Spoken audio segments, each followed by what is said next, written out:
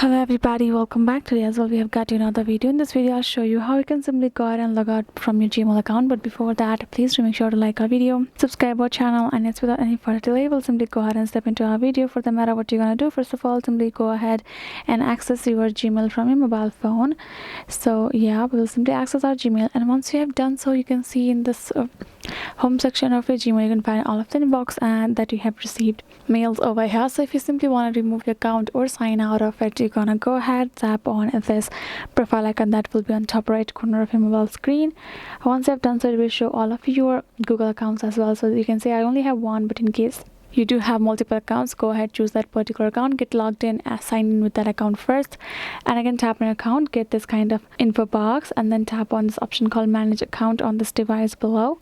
And now this will show you this kind of interface, your auto sync data and stuff. Simply go ahead, turn this off first if you want to sign out, and then tap on your profile that will be given on top.